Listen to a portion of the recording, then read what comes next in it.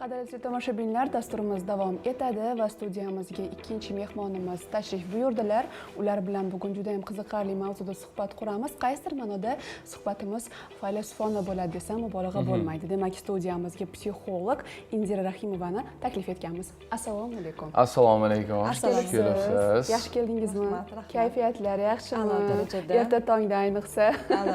Marhamat, yurtdoshlarimiz bilan salomlashib olishingiz mumkin. Assalomu alaykum, hurmatli yurtdoshlar. Boshlangan haftangiz unumli o'tsin, unumli va barakatli o'tsin. Rahmat, ilohim aytgan gaplaringiz sizga ham hamrohlik qilsin. Rahmat. Siz aynan studiyamizning doimiy mehmonlaridansiz desam mubolag'a bo'lmaydi va aynan bugun ham siz bilan juda ham qiziqarli bo'lgan mavzuda suhbat davom ettirmoqchimiz, ya'ni vaqtni qadrlash, hayotni qadrlash demak. Aynan siz uchun vaqt nima? Vaqt bu insonni asosiy resurslaridan biri hisoblanadi. Agar psixologik nuqtai nazardan oladigan bo'lsak, vaqtni idrok etish va vaqtni idrok etgan inson bu rejali va tartibli inson hisoblanadi. Har jihatdan inson o'zini kunini rejalashtirsa yoki vaqtni idrok etsa, vaqtni to'g'ri taqsimlay olsagina u vaqtni qadriga yetgan bo'ladi va o'zini resurslarini qadriga yetgan bo'ladi. Hozirgi kunda juda ham ommalashib ketgan trendga kirgan bir termin bor, ya'ni time management. Ya'ni har bitta vaqtingizni har bir soniyasi, daqiqasigacha rejalashtirib, rejaga asoslangan holatda kuningizni tuzish. Va aynan mening nazarimda hozirgi kundagi eng katta muammolarimizdan biri aynan hozirda yashashni bilmaymiz. Biz yoki o'tmishda yashaymiz, o'tmish xayollari bilan o'zimizni qaysidir ma'noda charchatib qo'yamiz. Yoki kelajak uchun haddan tashqari ko'p harakat qilamizda, aynan hozirni qadriga yetmayapmiz. Sizning fikringizcha, aynan hozirda yashash uchun, hozirni qadriga yetish uchun nima qilish kerak? Fikringizga to'liq qo'shilaman. Ba'zi bir insonlar bor, o'tmishda qotib qolgan, ba'zi bir insonlar bor, kelajak haqida hali bironta qadam qo'ymasdan turib juda ko'p o'ylaydi. Inson bugun qadam qo'ysagina, bugungi kunini to'g'ri rejalashtira olsagina kelajakka qadam qo'ygan bo'ladi. Birdaniga inson katta qadam tashlashga qodir emas. Har birimiz kichik qadamlar bilan yuksaklikka erishamiz. Shu sababdan menimcha har bir inson o'zini hech bo'lmasa kunlik tartib kunlik vaqtini to'g'ri taqsimlay olsagina kelajak haqida bemalol o'ylasa bo'ladi. Bilamizki, vaqtni qadrlash deganda vaqtni haqqoniy qadrlaydigan insonlar menimcha men qarashim bo'yicha safarda bilinadi. Ya'ni yo'lda bilmadim, endi shunaqa inson toifasiga kirsam kerak, qayergadir safar ketayotganimda o'sha ketkazayotgan yo'limni vaqti qanaqadir uvol ketayotganga o'xshaydi-da men uchun. Lekin bunaqa insonlarni ko'pini uchratganman o'sha safarda, yon atrofimdagi insonlarda vaqtimiz ketib qolyapti-da degan narsalar bor. Masalan, u vaqtni kitob o'qish bilan to'ldirish mumkin yoki qandaydir bizning sohamizga yaqin kino ko'rib, spektakllarni ko'rib to'ldirish mumkin. Lekin shunaqa vaziyatlar bo'ladi, na spektakl, kinolarni ko'ra olasiz, na kitob o'qiy olasiz. Bu tomonlama mana shunday vahimaga tushib qoladigan insonlarga, vaqtim ketib qolyapti deb qo'rqayotgan insonlarga qanday tavsiya berasiz? To'g'ri, haqiqatdan ham insonlar ayniqsa tirbandlik payti, hozir bilamiz, hamma maktabga, universitetga shoshayotgan paytda tirbandliklarda juda ham ko'p qolib ketadigan vaqtimiz bor. Mana shu paytda o'zida kitob ham o'qiy olmaymiz, ham boshqa ish bilan ham shug'ullana olmaymiz. Qanaqa tavsiya? Inson birinchi o'rinda o'zini boshqara olish qobiliyatiga ega bo'lish kerak. Har qanday vaziyatda, har qanday holatda stressga tushib qolmaslikka harakat qilish kerak. Bunga nima qilamiz? Xotirjamlik. Ichki xotirjamlik biz aytamiz psixologiyada 5 dan 1 gacha sanab olib, diqqatni bir joyga jamlab olish yo'lini, usul texnikasini qo'llash kerak. Ana o'shandan keyin qolgan ketkazadigan, oldindagi ketkazish kerak bo'lgan vaqtlarni to'g'rilab oladi, rejalashtirib olish kerak bo'ladi. Bunday narsalar menimcha yo'lda yordam bersa kerak. Tirbandlik deganingizga endi shaharning ichida asosan tirbandlik, uzoq yo'llarda bunaqa narsalar kam bo'ladi. Yaqinda bir ijtimoiy tarmoqlarda bir rolik tarqadi. demak davlat tomonidan tasvirga olingan o'sha tirbandliklarda odamlar, shofyorlar bir-biriga yomon munosabat qilishadi, baqir chaqir.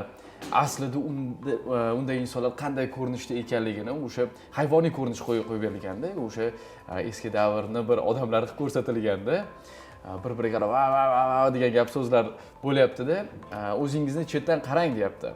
Aslida siz mana shunday to'polon qilayotganingizda tirbandliklarda siz qanday ko'rinasiz degan juda ham bir tarbiyaviy, demak ijtimoiy rolik olindi va mana shu kuzatuvchilarning e'tiboriga havola etildi. Menga juda ham yoqdi. Nima bo'lganda ham biz manzil makonimizga eson-omon asablarimizni saqlab yetib olishimiz uchun albatta birinchi o'rinda mutaxassisimiz aytganlaridek xotirjamlik, ozgina, birozgina og'irlik kerak bo'ladi. To'g'ri aytyapsiz, juda ham to'g'ri fikrni ilgari suryaptilar va nazarini bilasizmi? Har bir soniya qaysidir ma'noda qaytmasligini o'ylasak va mana shu vaqtimizni shaxsan o'zimda shunaqa narsa kuzatilyapti so'nggi 1,5 yil davomida o'zimni vaqtimni qizg'anadigan bo'ldim. Ya'ni hayotimda imkon qadar keraksiz bo'lgan suhbatlar, suhbatdoshlar yoki qandaydir vaziyatlardan o'zimni yiroqroq tutishga, vaqtimni qizg'anishga o'rganib qoldim va aynan mana shu vaqtimni qancha qizg'ansam va mana shu vaqtimni to'g'ri taqsimlay olsamgina o'zimda qaysidir ma'noda balki yaxshi motivatsiya his qilayotgandirman. Ya'ni biz o'zimiz bilmagan holatda ijtimoiy tarmoqlarda ham kezi kelsa 3-4 soatlab o'tiramiz. Kerak emas bo'lgan reelslarni tomosha qilamiz, filmlar ko'rsak-ku yaxshi, lekin ijtimoiy tarmoq o'zi shunday bir tuzoq desam ham mubolag'a bo'lmaydi. Yaxshi ma'noda o'zini domiga tortib ketadi va aynan kechki payt uxlashingizdan oldin, ertalab uyg'onganingizda ham birinchi o'rinda qiladigan narsangiz telefoningizni olib, uyali aloqa vositangiz orqali ijtimoiy tarmoqqa kirasiz. Aynan ijtimoiy tarmoqqa ruju qo'ygan insonlar, ana shu qaysidir ma'noda ko'nikish hosil qilgan insonlarga qanaqa maslahat berasiz? Ana shu yerdan o'zini tiyishi uchun. Men aynan shunaqa ijtimoiy tarmoqqa ruju qo'ygan, tobe bo'lgan insonlar time managementni umuman boshqara olmaydigan insonlar qatoriga kiritamiz.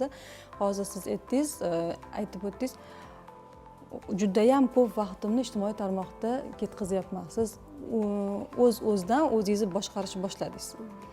Sizda ongli ravishda time management, ya'ni vaqtni qadriga yetish boshlandi. Tabriklayman sizni. Endi uzr, necha yoshdasiz? Men 27 yoshdaman. Ana. Shu boshlanish paytida. O'zi oldindan shaxsan biroz savol noto'g'ri tushunibsiz. Shaxsan menda unday muammo kuzatilmaydi, lekin o'zim tanishlarimda ham mana shu muammo kuzatiladi. Ha, ro'jo qo'ygan. O'zimizda ham shunaqa muammolar bo'lgan, lekin har bir inson o'zini hayotiga o'zi mas'ul, o'zi javobgar va o'zi boshqara olish hissini, nazorat qilish hissini tan olishi kerak. Va shundagina har bir inson o'ziga vaqtini qadriga yetishga o'rganadi. Birinchi o'rinda inson nima sababdan va kimlar bilan nima sababdan uchrashayotganini, muloqot qilayotganini, bu muloqot, bu munosabat keyinchalik unga nima berishini albatta ko'ra olish kerak, oldindan ko'ra olish qobiliyatiga ega bo'lish kerak. Har birimizda ham instinkt bor. Bu instinktdan yoki oldindan sezish qobiliyati har bir insonda bor. Shu sababdan o'zini agar inson resursini kengaytirmoqchi bo'lsa, avval kichkina maqsadlar qo'yib olish kerak. Kichkina maqsadlar qo'yibgina biz katta maqsadga erisha olamiz. Kunini boshlanganda albatta kun bo'yi davomida offline rejimni yoqib 1-2 marta bo'lsa ham offline rejimni yoqib qo'yish kerak. Hech bo'lmasa nonushta paytida yoki tushlik paytida va kechki ovqat paytida offline rejimni yoqib qo'yish kerak 5-10 daqiqalik. Sekin asta bu unga ko'nikib boradi, bunga adaptatsiya moslashib boradi. Va qarabsizki, o'zini vaqtini qadriga yetisha boshlaydi. To'g'ri taqsimlay olishi boshlaydi. Yoki shunchaki menimcha fonga o'zingni vaqtingni o'zing ketkazyapsan degan so'z yozib qo'yish kerak. Qanaqadir aforizm yozib qo'ysa bo'ladi. Agar unga shu motivatsiya beradigan bo'lsa, aforizmlardan foydalanish mumkin. Chunki qaysidir paytda baribir esdan chiqib qolishi mumkin-da, lekin telefonni yoqqanda birinchi bo'lib o'sha so'zni ko'radi, ko'zi tushadi. Indira opa, keling hozir mana shu vaqtni qadrlash uchun kitobsevarlarga qaysi kitoblarni yoki kino ko'rib shu narsani bilib olay deganlarga qaysi kinolarni tavsiya qilishingiz mumkin? O'zingizning tajribangizdan kelib chiqib. Vaqt degan film bor. Film. Xorij filmi bor.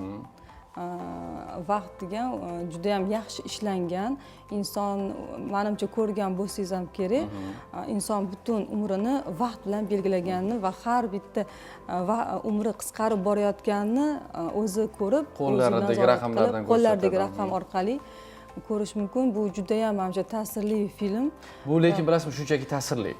Lekin vaqtni qadriga yetish uchun bir motivatsiya bo'ladi deb o'ylamayman.